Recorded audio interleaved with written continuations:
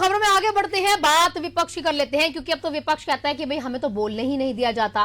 कांग्रेस महासचिव प्रियंका गांधी वाड्रा ने केंद्र पर संसद में लोकतांत्रिक प्रक्रिया को कमजोर करने का आरोप लगा दिया है। उन्होंने कहा कि केंद्र सरकार का नजरिया किसी भी तरह से चर्चा से बचने का रहता है, इसके लिए वो तरह तरह के हथकंडे अपनाती है सरकार। प्रियंका ने यह भी कह दिया कि विपक्ष की आवाज दबाए जाने के मसले पर पूछे गए कई सवालों पर तो चर्चा ही रोक दी जाती है। वाड्रा ने आरोप लगाया कि केंद्र सरकार संसद में लोकतांत्रिक प्रक्रिया को प्रभावी ढंग से चलाने ही नहीं देती है, उन्हें रोका जाता है। सांसदों के लिए ये बेहद दुखद विषय है और इसको देखना भी जरूरी है। इसी के साथ आपको रोशनी बताते हुए ये भी बता दूं कि ये पहला मसला नहीं है, ये मसला कई बार आ चुका है कि विपक्ष को संसद में या सदन में बोलने नहीं दिया जाता। सरकार लगातार कहती है कि ये बेबुनियादी मसला है, माइक आपके पास होता है, बातें आप जितनी चाहे रख सकते हैं, एक समय निर्धारित होता है, उस समय पर आप बोलिए। अब यहाँ पर हुआ क्या है ये भी आपको मैंने बताया, लेकिन कुछ अगर भूतकाल में जाकर देखें उन तथ्यों को कि कब कब ऐसा हुआ। देखिए, जून 2024 में राहुल गांधी का माइक बंद कर लिया गया था। उस समय भी इस तरह का मुद्दा आया था कि राहुल गांधी ने बोला था मेरा माइक जो है स्पीकर के द्वारा बंद कर दिया गया। मुद्दा उस वक्त था नीट पेपर लीक की चर्चा हो रही थी और इसकी मांग को लेकर राहुल गांधी बोल रहे थे और उसी दरमियान उनका माइक बंद कर दिया जाता है। इल्जाम कांग्रेस ने तब भी लगाया था। लोकसभा में राहुल गांधी ने नीट पेपर लीक सरकार पर जवाब मांगा। जैसे ही उन्होंने बोलना शुरू किया, कांग्रेस के आरोप ये लग जाते हैं कि उनका माइक बंद कर दिया गया या फिर उनका जो अभिभाषण होता है वो व्यक्तियों तक या जनता तक नहीं पहुंचा, उसका प्रसारण ही नहीं किया गया। स्पीकर ने यानी कि ओम बिरला जी उस वक्त स्पीकर थे, उन्होंने कहा कि माइक को बंद नहीं किया गया, हमारे पास ये बटन नहीं होता है, ये बटन और ये स्वतंत्रता जो शख्स बोल रहा होता है उसके पास होता है, ये अफवाहें गलत अफवाहें हैं। फिर जुलाई 2024 में फिर से अयोध्या के बयान के दौरान माइक बंद किया गया। ये तब भी विपक्ष के द्वारा बोला गया था, ये आज भी विपक्ष के द्वारा बोला जा रहा है। मुद्दा था राहुल गांधी का अयोध्या पर बयान चल रहा था। अब हुआ क्या था ये भी जान लीजिए।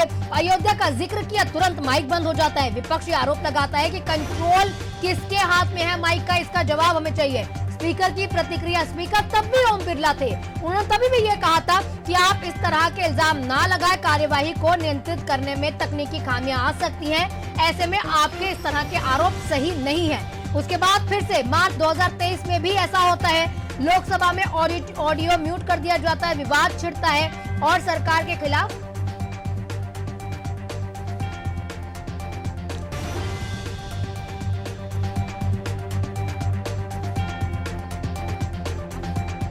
धनंजय सिंह ठाकुर जुड़ चुके हैं, कांग्रेस प्रवक्ता है। पहले इनसे जान लेते हैं कि क्यों इनको ऐसा लगता है कि हमेशा माइक बंद कर दिया जाता है।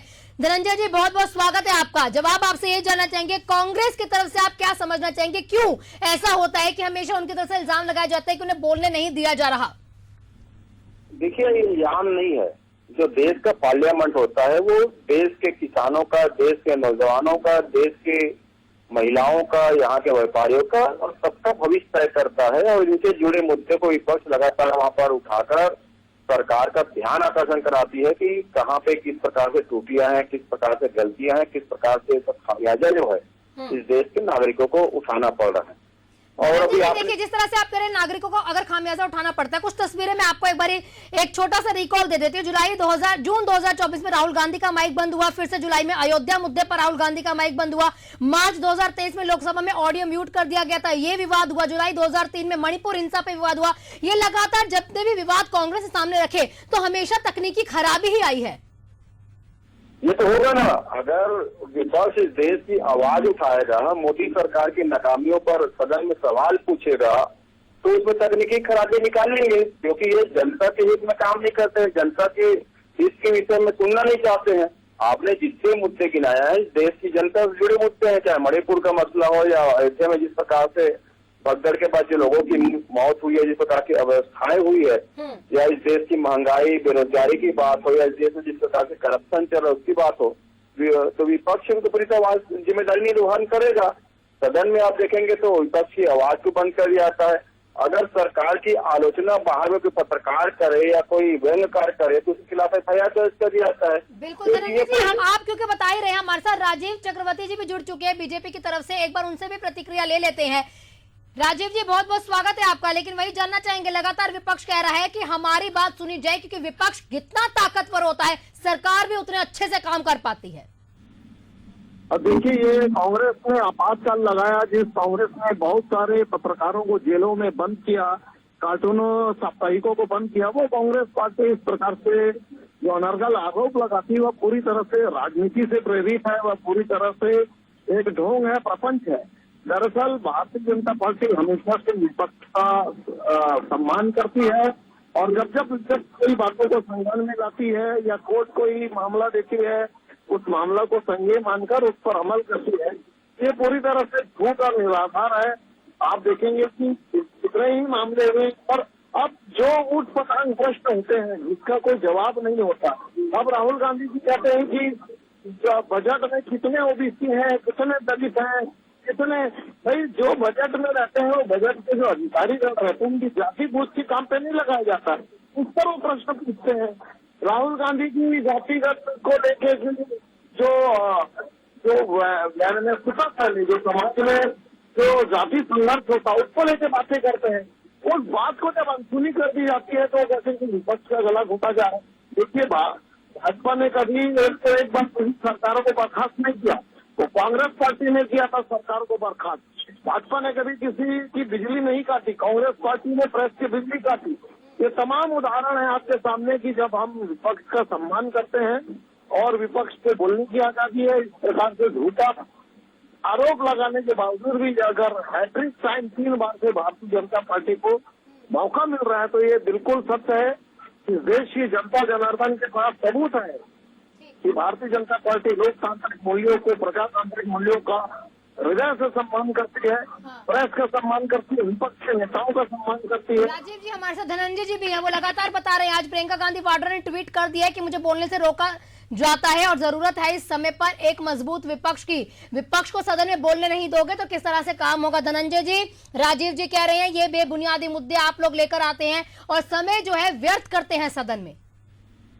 देखिए, अगर राहुल गांधी जी सदन में ओबीसी, एसटी और एससी के हित की बात कर रहे हैं, उनके सरकारी नौकरी पर कितनी उपस्थिति की बात कर रहे हैं, तो भारतीय जनता पार्टी सरकार का जवाब देना चाहिए।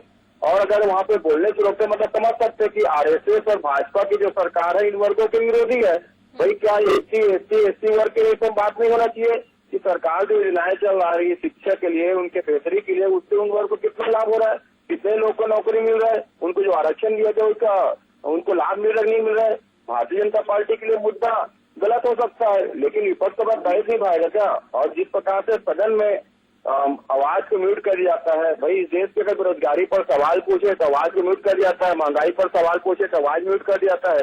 क्या देश के मुद्दे नहीं है? क्या वहाँ पे क्या भारतीय जनता पार्टी के गुणगान करे जाए? जिस प्रकार से वहाँ पे सवाल पूछने के बाद भाजपा के मंत्री और सांसद हो हंगामा करते हैं, ये तो समझ में आता है कि ये कितनी चाटुकारिता में, भक्ति में लीन हो गए हैं कि लोकतंत्र की हत्या वहाँ पर कर देते हैं। ये कह रहे हैं 3 बार जनमत मिला, 3 बार आपको जनमत नहीं मिला है, आपने वोट चोरी करके ईवीएम में गड़बड़ी करके सरकारें बनाई है, इसीलिए तो भारत निर्वाचन आयोग अभी तक आंकड़े ही दे रहा है। और अभी जिस प्रकार से महाराष्ट्र में चुनाव हुआ, जिस राज्य की आबादी जितनी है उससे ज्यादा मतदाता हो जाता है, तो चीजें सबको सामने में है ना, और देश की जनता समझ रही है।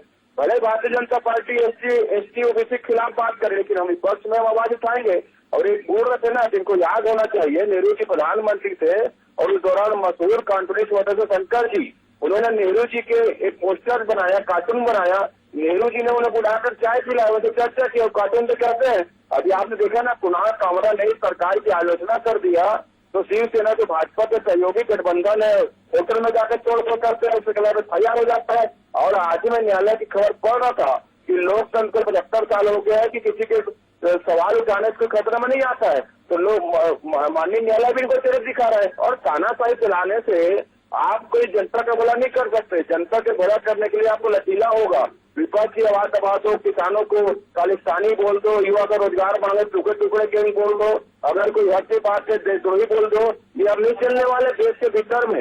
ये देश में वही चलेगा जो पार्लियामेंट में तय होगा, वही चलेगा, पार्लियामेंट सवाल उठाएगा, विपक्ष सवाल उठाएगा और जवाब सरकार को देना चाहिए। सरकार की जवाबदेही है ये। बिल्कुल, लेकिन इस तरह की बातें राजीव जी, देखिए पिछले दिनों एक मसला भी देखा गया था जब राहुल गांधी का माइक बंद हो गया था, जून 2024 की बात है। तब स्पीकर साहब ने ये कहा था कि हमारे पास ऐसी कोई चीज नहीं होती कि हम आपका माइक बंद कर सके। अब इससे इतर कुछ आज ही की घटनाओं पे या चंद दिन पहले या कुछ घंटे पहले मैं कह सकती हूँ घटनाओं पे अगर हम गौर करें तो ये मनीष तिवारी जी जब बोलने के लिए सीट से उठे तो स्पीकर ने तब कहा कि आपका माइक चालू हो गया ना, तो ये तंज कस रहे थे या कंफर्मेशन ले रहे थे कि बाद में इल्जाम तो नहीं लगा दोगे? जी, इसी प्रकार का इल्जाम लगा देते हैं जो तकनीकी खामियां रहती है, जिससे कभी हो सकता है कि माइक म्यूट हो जाए। सदन में सबको बोलने का मौका देने का रोस्टेड सिस्टम है, समय तय है और समय के हिसाब से बोला जाता है। संसदीय परंपरा है जो पिछले 75 वर्षों से चली आ रही है। तो इसीलिए ये मुख्य प्रपंच कांग्रेस पार्टी करती है और विपक्ष को सदा सम्मान करती है। अभी भी देखिए जो वक्फ बोर्ड पर ज्वाइंट पार्लियामेंट्री कमेटी बनी है, उसमें तमाम विपक्षीय सांसद मौजूद है, उस पर संशोधन कर रहे हैं और संसद में ऐसे भी बहुत सारे तमाम समितियां हैं, उस समितियां है जिसमें सदन के दोनों सदनों के सांसद और तमाम जो मंत्री हो मिलकर उस पर काम करते हैं। तो ये हमारी लोकतांत्रिक व्यवस्था अगर पृथ्वी में थोड़े काम है, इसलिए नाम है कि सबसे बड़ा लोकतंत्र है, सबसे परिपक्व लोकतंत्र है। लेकिन देश के बाहर जाकर हॉल किराए में लेकर शैक्षणिक संस्थाओं में ये झूठा आरोप लगाया जाता है भारत में लोकतंत्र खत्म हो गया है, भारत में प्रेस की आजादी नहीं है। तो ये ऐसे देश का मान मर्यादा राजीव जी बेबुनियादी आरोप है जो विपक्ष के द्वारा लगाए जाते हैं और कहीं ना कहीं स्पीकर ने कहा भी है जब सदन से बाहर मुद्दे उठाओगे तो सदन के बाहर ही जवाब दिए जाएंगे। और हम जो आप बता भी रहे हैं कि माइक क्योंकि बंद करने की बात हो तो उन्होंने कहा कि माइक हमारे पास नहीं होता है बंद करना या खोलना, आवाज विपक्ष की हमेशा रखी जाती है, लेकिन मुद्दे जो है वो गहन मुद्दे होने चाहिए, गहनता से जांच होनी चाहिए। आप सभी का बहुत बहुत शुक्रिया हमारे साथ जुड़ने के लिए, तमाम तथ्यों को उजागर करने के लिए। बात वहीं पर आ जाती है कि विपक्ष लगातार इल्जाम यह लगाता है कि हमें बोलने नहीं दिया जाता, स्पीकर के कहने पर चालू माइक होता है, ऐसा ओम बिरला ने कहा है। मनीष तिवारी ने कहा तो माइक चालू कैसे होता है, ये हमें कैसे पता जो हमसे पूछ रहे हो कि माइक चालू हो गया या बंद हो गया।